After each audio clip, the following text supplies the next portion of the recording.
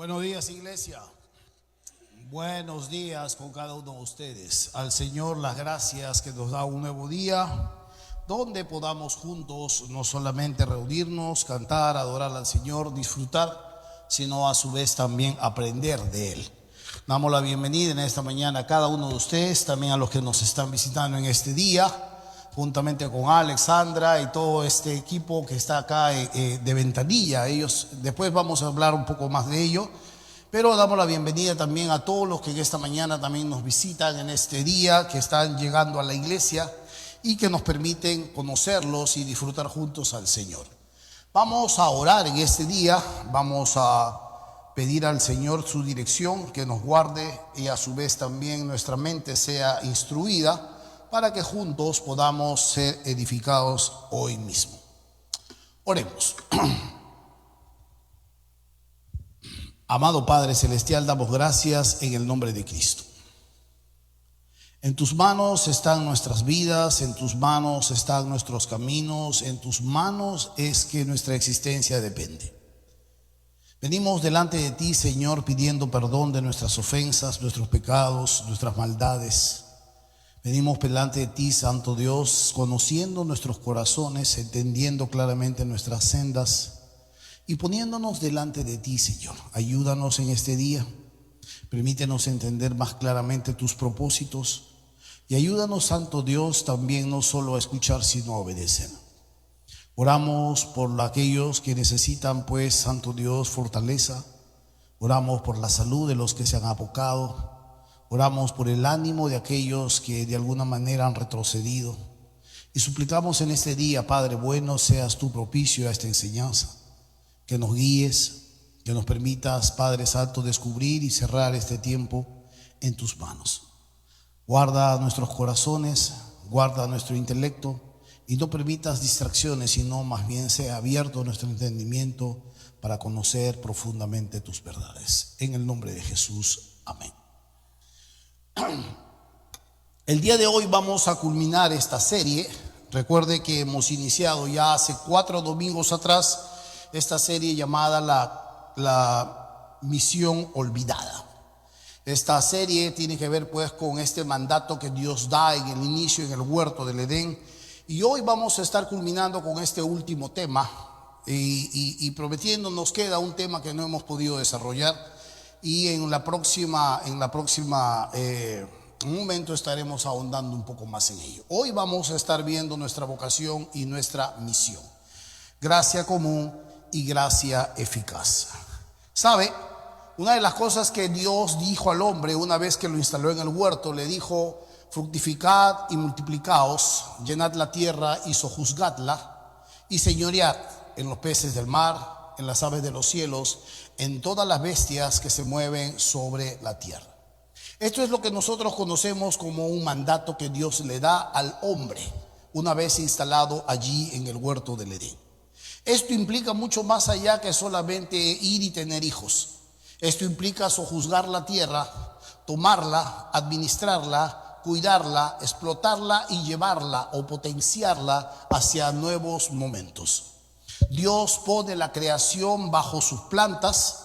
El Salmo nos narra acerca de la admiración que siente el salmista acerca de cómo Dios ha puesto bajo los pies del hombre toda la creación. Se admira de ello y Dios ha puesto esto delante de todos los seres humanos. Usted sabe claramente que esta es una verdad que se nos narra en el inicio, donde Dios le da al hombre el alcance, le da la capacidad, pero que finalmente esto cae, esto se rompe, esto cae en pecado. Usted sabe a su vez también que Dios no abandona su creación. Una vez que Dios le ha dado esta capacidad al hombre, el hombre puede desarrollar, el hombre puede ahondar, el hombre puede crear cosas. Y es por eso que sabemos y entendemos acerca de mucho de lo que hoy conocemos como la tecnología o las grandes construcciones y todo lo que usted ya sabe. No vamos a volver a repetir la serie. Pero he aquí cuando la creación se echa a perder, esto finalmente nos muestra una vez más a Dios no abandonando su creación. Ahí en el huerto del Edén Dios promete venir a buscar al hombre. Dios promete finalmente rescatarlo de la desgracia donde cae. Esto es lo que nosotros conocemos como la gracia eficaz.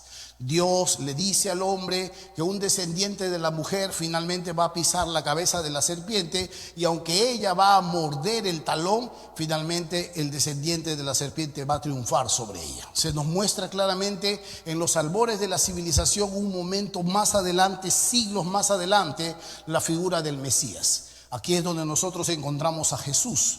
Y aunque en el huerto del Edén Adán y Eva no pueden entender muy bien lo que Dios les está hablando en ese mismo momento, Dios está prometiendo allí algo que va a suceder y que va a rescatar y va a sacarlos finalmente de ese declive, de esa desgracia, de esa separación de Él. Aquí es lo que nosotros vemos como esta gracia común, cuando Dios viene gratuitamente, este favor que no merecemos, viene gratuitamente, toma la forma de hombre, se encarna como hombre, paga nuestros pecados en la cruz del Calvario y derrama su sangre y resucita finalmente al tercer día. Esto le da al ser humano que puede creer, le da el acceso a poder tomar gratuitamente del perdón de sus pecados y recibir a su vez también la vida eterna como consecuencia. Empieza un proceso dentro de la vida terrenal a conocer a Dios, y este es el momento en que empieza a conocer a Dios. Esta es la vida eterna, le dice, que te conozcan a ti, oh Dios Padre, y a Jesucristo, a quien tú has enviado. Se nos muestra esta gracia eficaz. Dios dota del Espíritu Santo a las personas que llegan a creer en sus hijos. Dios dota de las palabras, los reúne bajo un pueblo que los cuida, los ama, los instruye y los acompaña en su transformación. Y Dios los rodea de favores especiales. Esto es su gracia eficaz. Pero Dios abandona su creación una vez que cae. Dios deja a un lado aquello que creó e hizo bueno en gran manera. No. Esto es lo que nosotros conocemos como la gracia común. Cuando conocemos la palabra gracia, estamos hablando de un favor que no merecemos. Es un favor que se le otorga a alguien de gracia. Es un favor que se le da a alguien no porque ha hecho méritos, más bien porque no tiene méritos. Ese favor se le otorga y se le extiende la mano a una persona que no tiene la capacidad de poder pagar ese favor. Es gratuito. Redunda una vez más en esta palabra. Cuando vemos la palabra gracia, es por eso que nosotros vamos a descubrir 10 aspectos de esta gracia común de Dios a la humanidad. La primera tiene que ver con la providencia universal. Dios le promete a Noé que no va a abandonar la tierra, que mientras Noé exista, mientras la tierra exista, va a haber este ciclo hidrológico que constantemente va a permitir que la tierra traiga sus cultivos, que la tierra produzca sus frutos, que el hombre tome de esto y luego una vez más continuamente pueda traer el pan a casa. Si usted mira los textos ahí, dice: los ojos de todos esperan en ti, le dice el salmista en el Salmo 145. Y tú les das su comida a tiempo. Abres tu mano y colmas de bendición a todo ser viviente. Justo es Jehová en todos sus caminos y misericordioso en todas sus obras. Cuando uno mire este texto se va a dar cuenta, por tanto, allí como Dios va supliendo las necesidades, el que envía la comida, el que trae el alimento, el que sacia de pan al hombre, el que alimenta a los animales, es Dios con su gracia común permitiendo que la creación sea sustentada. Es a veces un poco inaudito hablar que esto es solamente producto de un caos. Acá hay una mente maestra que echa a andar todas estas cosas y que permite a su vez también a la humanidad desarrollarse. Esto es la gracia común, la providencia de Dios sosteniendo. Cuando uno mira lo que Jesús hablaba acerca de esta providencia común, esta gracia común, Jesús decía: para que seáis hijos del Padre, de vuestro Padre que está en los cielos, que hace salir su sol sobre malos y sobre buenos, y hace llover sobre justos e injustos. Dios no escatima en su amor, Dios no escatima en su provisión y no solamente atiende a personas que pueden portarse bien, atiende a personas que puedan tener cierto mérito, sino que atiende a toda su humanidad, porque son su creación. Dios los atiende, Dios les trae, Dios los sacia y Dios los cuida. Esto es su gracia común. Su gracia común a través de su providencia divina, a través de su día a día. Hay cosas que vamos disfrutando de Él y a veces no somos muy conscientes. Otro aspecto de su gracia común tiene que ver con las capacidades profesionales que Dios le da al ser humano. Vamos a abrir allí en Génesis capítulo 4 y desarrollar ahora esta parte del tema. Génesis 4, versículo 20.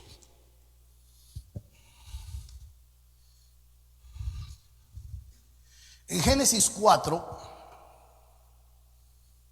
dice así: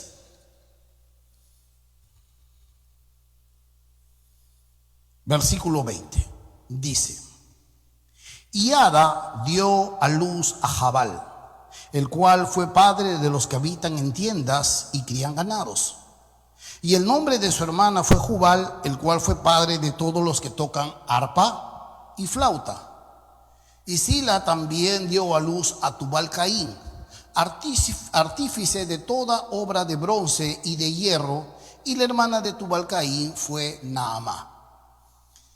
Importante es mirar un poco este momento en el que se nos muestra claramente las capacidades que Dios le da en su gracia a la humanidad. Ada dio a luz a Jabal, dice, el cual fue padre de los que habitan en tiendas y crían ganados. El nombre de su hermano fue Jubal, viene el segundo hermano, el cual fue padre de todos los que tocan arpa y flauta. Y Sila también dio a luz a Tubal-Caín, artífice de toda obra de bronce y de hierro. Cuando usted mira el texto que rodea a esta porción, se va a dar cuenta que estos son descendientes de Caín. No son descendientes de Abel, el hombre que agradó a Dios, que hizo lo que Dios le pidió. Y acá una vez más se muestra la gracia del Señor, atendiendo a una humanidad y sacando del tronco de Caín las capacidades, las potencias humanas para poder edificar la civilización. Este es uno de los gráficos que se encuentran en diferentes partes del mundo que hacen alusión a estos tres hermanos. Estos tres hermanos que son finalmente los tres pilares de la civilización. Son tres pilares de civilización que Dios ha otorgado a la humanidad para que la humanidad se desarrolle, para que la humanidad avance, para que la humanidad crezca, se potencie, progrese, para que no se quede en el oscurantismo, para que no se quede en lo primitivo, sino para que a su vez también, tal como le ha entregado la creación, tenga la capacidad de poder tomar esa creación, observar la creación y potenciarla en sus manos. Es hermoso cuando uno mira a Dios en esta parte de la cosmovisión. Cuando uno mira a Jabal, es el padre de los que habitan en tiendas, dice, y crían ganados. Estos representan a la economía nómade y al desarrollo agrícola. Estos son los negociantes. Si tú eres un negociante, si tú eres una persona que compra, vende, emprende, hace por aquí y por allá, a veces pierde, a veces gana, tú eres hijo de Jabal.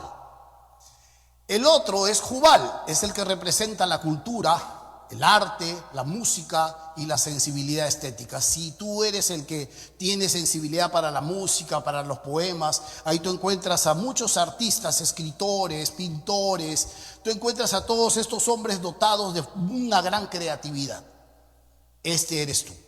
Perteneces a este rubro, a esta rama donde Dios ha dotado a la civilización para que pueda finalmente desarrollarse en la estética, en el arte, en el color. Si eres un diseñador, si tal vez eres un diseñador de páginas web, si tal vez eres un dibujante, si tal vez eres un arquitecto, no lo sé. Pero esta es una de las ramas que Dios otorga a Dios, a la humanidad para el desarrollo. Y luego está Tubal-Caín.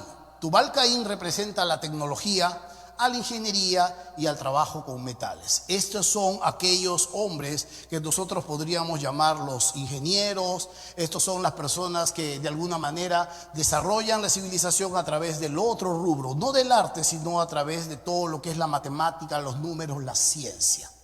Y aquí usted va a encontrar, hay todos unos derivados que se van a ver y usted va a encontrarse en uno de ellos. Dios ha dotado al ser humano para que no se estanque, sino para que a su vez también desarrolle la civilización. Esto es lo que llamamos el mandato cultural.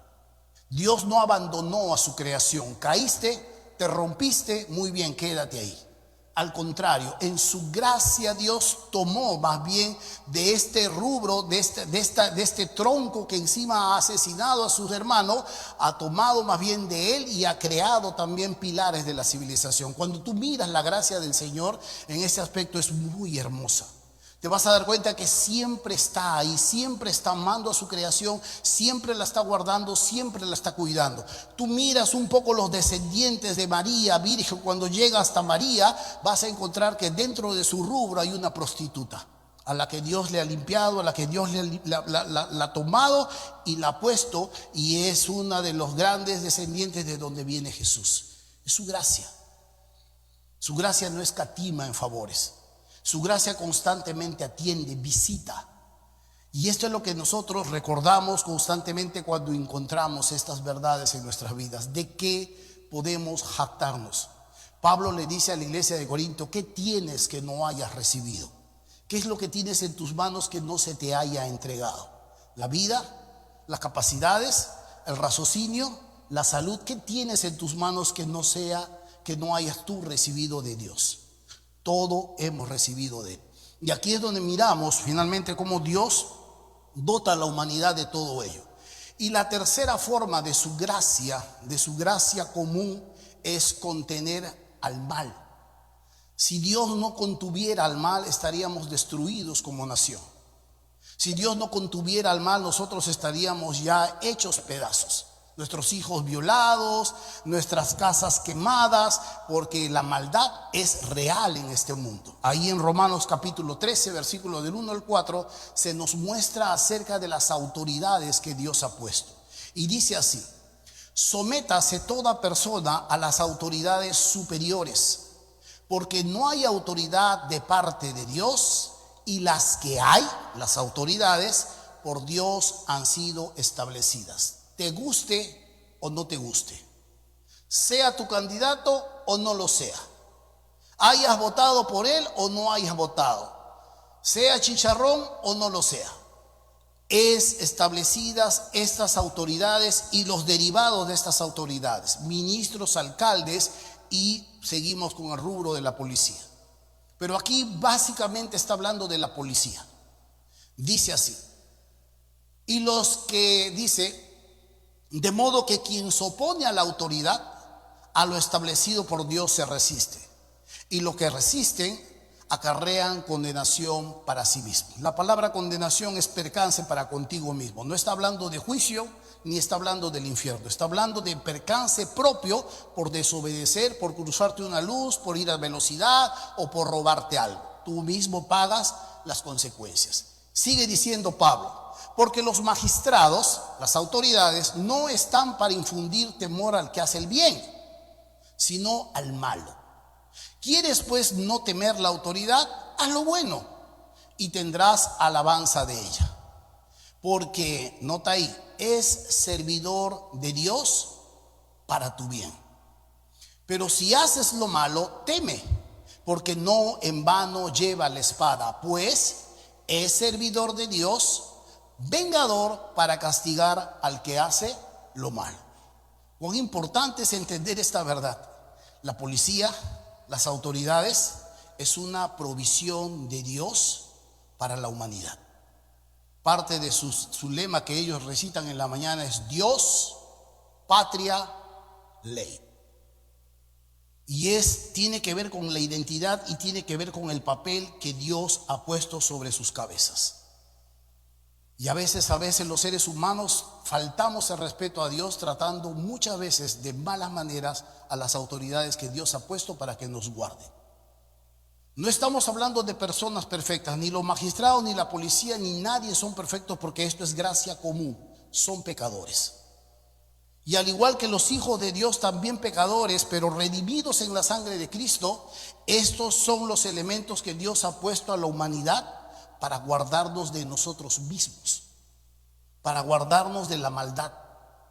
Y esto es algo que podemos celebrar de parte de Dios. Dios nos rodea de sus favores, Dios nos rodea de sus capacidades, Dios nos rodea continuamente atendiendo nuestras necesidades motoras, Dios nos rodea atendiendo nuestras necesidades alimenticias, Dios nos rodea con muchas cosas. Y cuando no entendemos esta verdad, solo separamos a Dios para la iglesia, pero no para el día a día. El día a día es lo que realmente necesitamos entender y remarcar constantemente en medio de este tiempo. Por tanto, Dios nos rodea de su providencia universal, Dios nos rodea de capacidades profesionales y culturales, y Dios nos rodea con esta gracia común de contener el mal continuamente. Es hermoso cuando uno mira esta gran realidad de lo que es la gracia común de Dios. Dios nos pide, por tanto, que podamos nosotros entender claramente que este es un papel que nosotros hemos recibido, una capacidad, y en Cristo Jesús nosotros tenemos la capacidad de redimir, de rescatar aquello que Dios ha puesto en nuestras manos. Aún en los hijos de Caín, Dios sembró la chispa de su imagen, y Dios nos ha dado y les ha dado y seguirá dando la capacidad de trabajar, la capacidad de crear y la capacidad de poder producir belleza. Cuando uno mira realmente estas verdades, solamente tiene que hacer un alto a veces y decirle: gracias, Señor. Gracias porque nunca has abandonado a tu creación. Gracias porque siempre las has rodeado y las has cuidado, a pesar de que nosotros podamos decir que mi papá es un mono, que mi papá es una ameba, o a pesar de que yo pueda decir que provengo del polvo cósmico. Siempre has estado ahí. Y siempre has permitido que la civilización constantemente sea guardada. Llegan momentos en que las civilizaciones llegan a colmos, donde llenan sus copas, y Dios tiene una vez más tener que vaciar su copa. Pero es importante entender aquí nuestro papel como iglesia. Cuando nosotros resumimos la identidad del Hijo de Dios a un local, a un momento dentro de la vida, nos perdemos verdaderamente la esencia de lo que somos. Cuando nosotros resumimos y entendemos que nuestra vida es ir a la iglesia, no entendemos exactamente qué es la iglesia. La iglesia no es un lugar al que yo voy. La iglesia no es un objetivo al que yo me dirijo en un momento dado de mi vida. Yo soy la iglesia. La iglesia no es un local. La iglesia es una identidad viva que se mueve en el mercado, en el trabajo, que se mueve en los negocios, que se mueve en los estudios. Es una identidad viva que constantemente está interactuando con la vida. Cuando nosotros pensamos que la iglesia es un lugar a lo que yo voy, estoy en el judaísmo, en el tiempo donde los judíos acudían al templo para poder tener un encuentro con la presencia de Dios que habitaba en el templo. Pero Dios se ha mudado de ese templo ya no existe más. Dios se ha mudado a un nuevo templo, y ese templo es mi cuerpo. Yo soy la iglesia. Tú eres la iglesia. Y donde tú te mueves, la iglesia se mueve. Y donde tú manifiestas tu presencia, la iglesia destapa el olor de su presencia. Ama, perdona, edifica, evangeliza, restaura, y constantemente representa a ese Señor que le ha rescatado y le ha dotado de esta gracia eficaz. Eso es lo que nosotros disfrutamos. Esta gracia eficaz donde Dios nos ha dado de su Espíritu para poder entenderle, donde Dios nos ha dado de su presencia para poder comprender, poder seguirle, poder obedecer y ver cómo nuestra vida va transformándose. Si usted entiende la iglesia como un lugar al que se dirige, no está entendiendo la iglesia. Por eso es cuán importante remarcar una y otra vez la verdad de todo esto. Vamos a ir al último texto de esta serie, en 1 Corintios capítulo 7, versículo 17. 1 Corintios 7, versículo 17.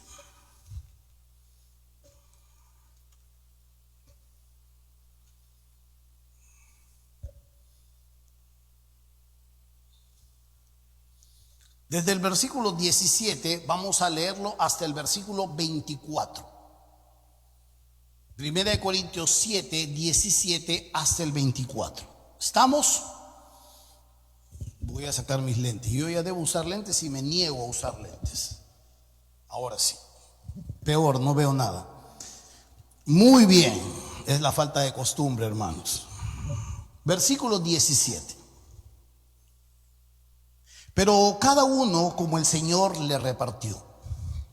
Y como Dios llamó a cada uno, así haga. Esto ordeno en todas las iglesias. ¿Fue llamado alguno siendo circunciso? Quédese circunciso.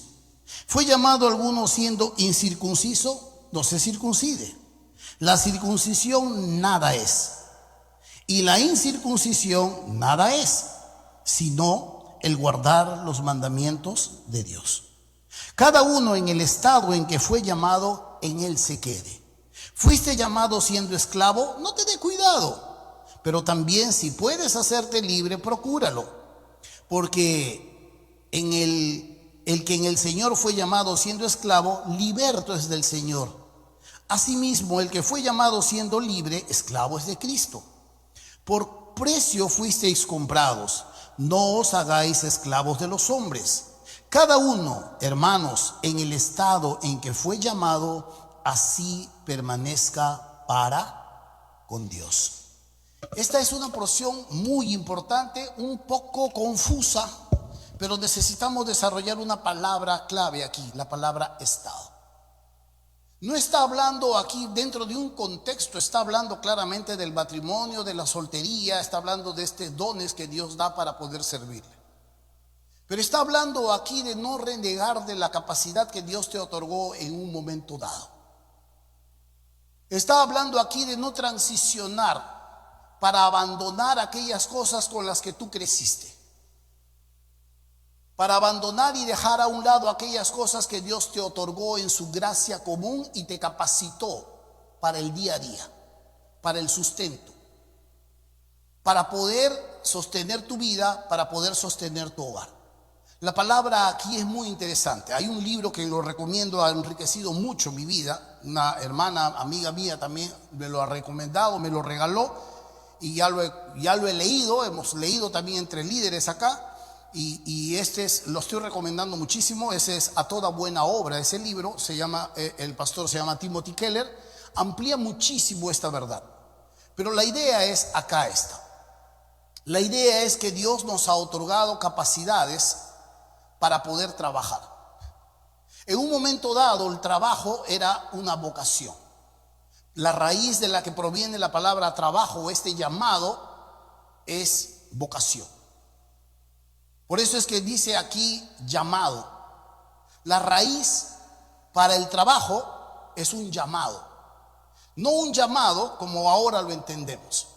A veces en algunas oportunidades me he pescado aconsejándole a mi hijo, ¿por qué no estudias mejor algo que te dé más dinero? O algo donde te asegure tu futuro. O algo donde no te falte más adelante. Es más, estudia algo para que luego cuando seas más viejo yo me vengas y me lleves de viaje a Huaraz en tu carro. Aconsejándole cosas así porque a veces se entiende el trabajo de esta manera. Pero el trabajo no era entendido en los tiempos bíblicos de esta forma, sino como una vocación para el servicio. Conforme ha pasado los siglos, conforme ha pasado los años, el trabajo se ha desvirtuado solamente para ser utilitario. ¿Cuánto gano? ¿Cuánto tengo? ¿Cuánto valgo? ¿Cuánto alcance me da? ¿Cuánta magnitud puedo adquirir en mis cosas? El trabajo ha perdido la sensación de lo que Dios le dio en su momento. Un acto de servicio a su prójimo que es una muestra de adoración al Señor. Y cuán importante es rescatar esta palabra.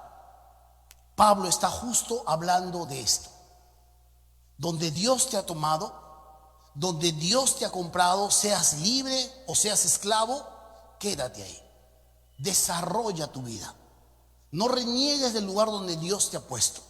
Dios en su soberana gracia común nos ha otorgado capacidades y las capacidades que tú tienes te sirven para desarrollarte y desarrollar también la civilización. Es por eso que cuando Jesús habla de esta sal y de esta luz, Jesús dice para que vean vuestras buenas obras en el mundo y glorifiquen a vuestro Padre que está en los cielos. Cuán importante es entender claramente que debemos permanecer en la condición a la que Dios nos ha llamado. Ahora, ojo, Dios te llamó y te selló cuando eras sicario, no te vas a quedar como un sicario espiritual, ¿no? Tienes que dejar algunas cosas que definitivamente estaban mal. Pero uno tiene que asumir, amar, abrazar, desarrollar y potenciar. ¿Por qué no seguir estudiando? Amén. ¿Por qué no aspirar a mucho más? Amén. Pero la idea acá no es tanto que estoy hablando de la profesión. Estoy hablando que nuestra vida no se puede dividir entre lo secular y lo espiritual. Yo no puedo decir que mi profesión solo sirve para el mundo. Lo que Pablo está tratando de enseñarnos es que esa profesión es tan espiritual como cualquier rama, papel que se haga para el Señor. Timothy Keller ahonda un poco más en este libro y dice así: si uno se imaginara de cómo Dios vendría a la tierra en los tiempos de Jesús, ¿cómo te imaginarías que sería ese rey pisando la tierra? Y él hace un ejercicio mental y dice así: bueno, algunos pensarían que estaría pisando un rey soberano, vestido de ropas reales. Otros, como los líderes en ese tiempo, no lo podían soportar. Los mismos discípulos esperaban un general que los llevara hacia la victoria. Pero no vino como uno de ellos. Al contrario, vino como un carpintero. Y no hay ningún problema en que sea carpintero. Cuando uno mira y hace alusión un poco al papel de Dios, te vas a dar cuenta que Dios era un hortelano. Plantó el huerto, lo cultivó, lo cuidó, lo trajo al hombre, se lo entregó, pero luego lo ves como un evangelista, un proclamador de verdades que convence al mundo de pecado, de justicia y de juicio.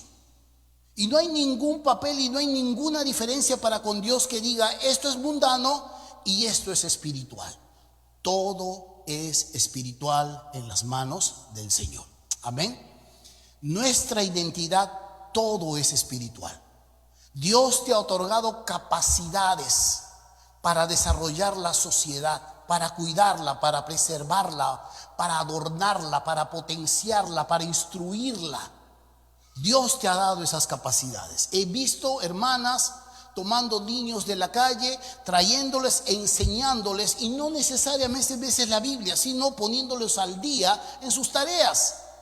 Esa vocación se usa para beneficiar a otra persona. Si yo solamente uso esa vocación para juntar mi plata, para pagar mis deudas, para llenarme para el próximo viaje, estoy perdiendo completamente la perspectiva de quién soy en el Señor. Y es aquí donde entendemos claramente este papel que tenemos delante del Señor. Eres constructor, construye bien. Eres negociante, hazlo con honestidad. Paga tus impuestos, adorna la doctrina. Eres electricista, eres dibujante, eres ingeniero. ¿Quién eres? ¿Qué ha puesto Dios en tus manos? Hazlo como para el Señor. Pero no solo para que el Señor resplandezca, sino como una vocación, como un servicio a una humanidad que necesita encontrar a Dios no solamente en palabras de evangelización, sino en hechos concretos de bienestar para sus vidas. Hermanos míos, es hermoso cuando uno mira claramente esta verdad.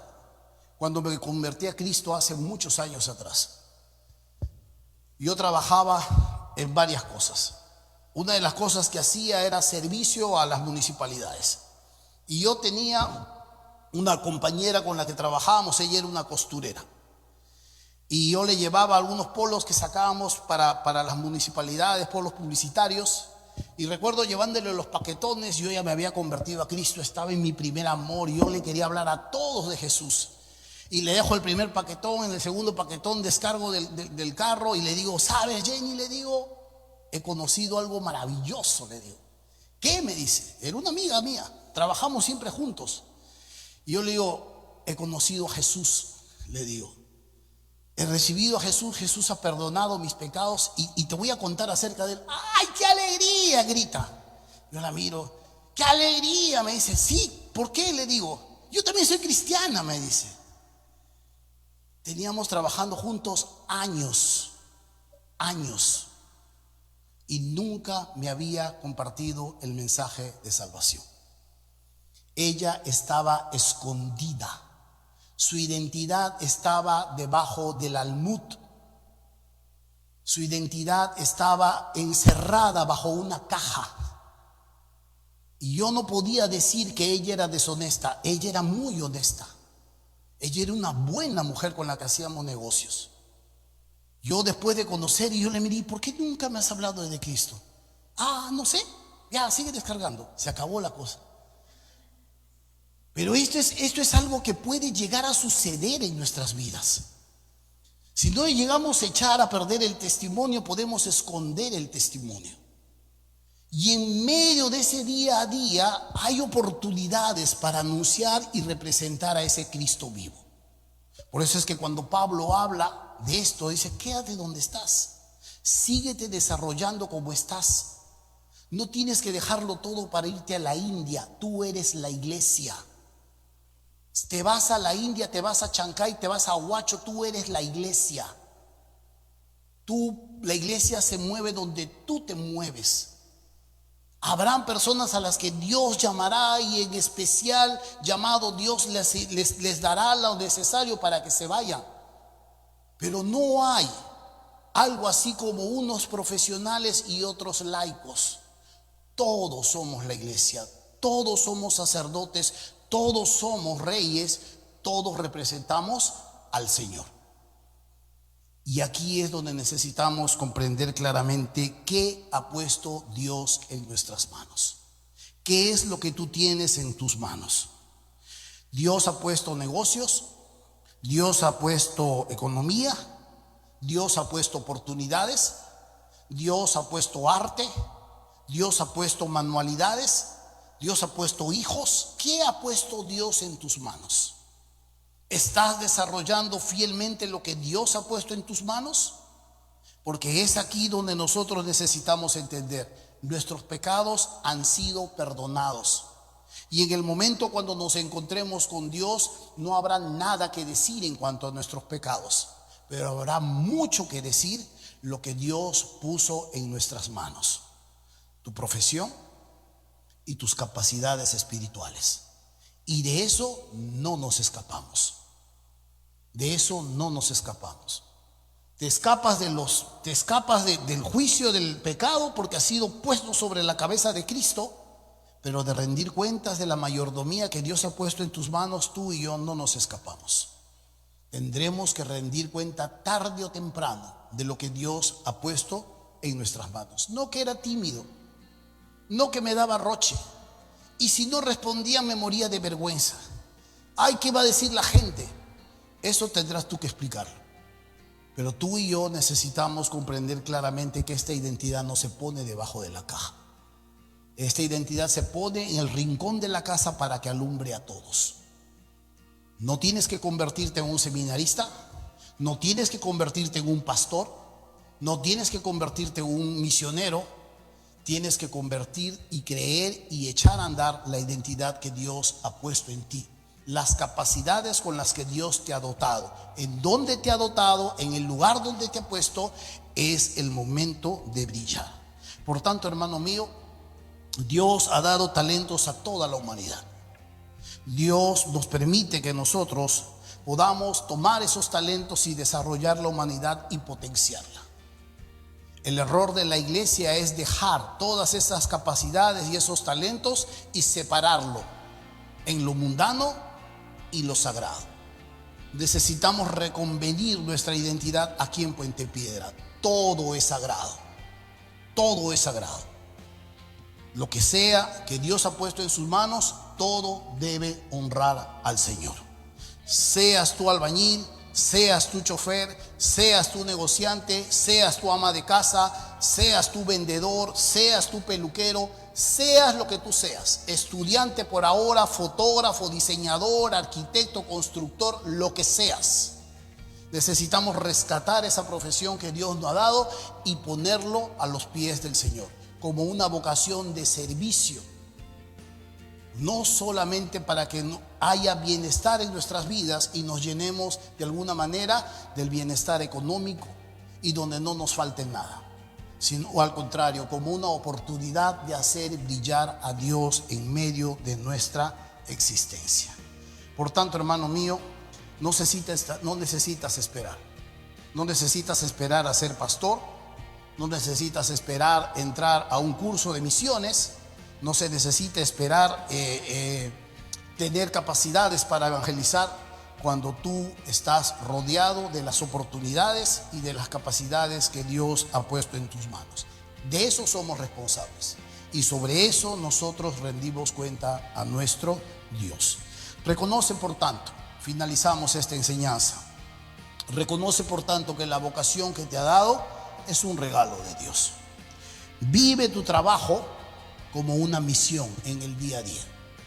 No solo reconozcas que la capacidad que Dios te ha dado es una vocación para servir a otros, sino que vive tu trabajo como una misión y usa los talentos para bendecir al lugar, en el lugar donde Dios te ha plantado.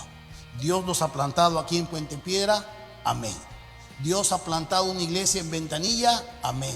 Dios ha plantado una iglesia en Comas, amén. Dios ha plantado una iglesia en Chancay, amén.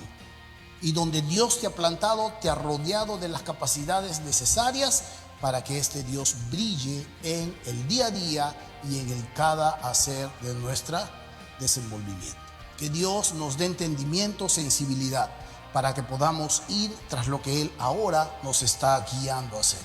Pronto vamos a entrar en actividades. Vamos a ir de acuerdo como la Biblia nos enseña, no grotescamente ni grandemente, sino como la Biblia enseña. El reino de los cielos es como una pequeña semilla de mostaza, que poco a poco no sabes cómo y empieza a crecer y después se hace un árbol frondoso, dice. De lo poco a lo mucho, no de lo espectacular al fracaso, de lo poco a lo mucho, para ir desarrollando, evaluando, sopesando y avanzando como iglesia. Los invito.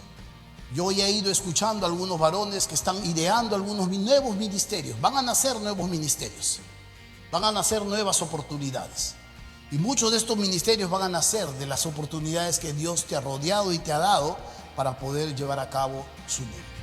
Por ahora, orar al Señor: ¿en dónde me quieres usar? ¿En con qué persona me vas a cruzar?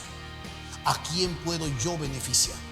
¿En dónde puedo representar tu nombre? Déjame estar en gracia delante de personas a las que yo pueda de alguna manera no solo hablarles, sino a su vez me vean actuar en el día a día y conozcan que hay un Dios en mí.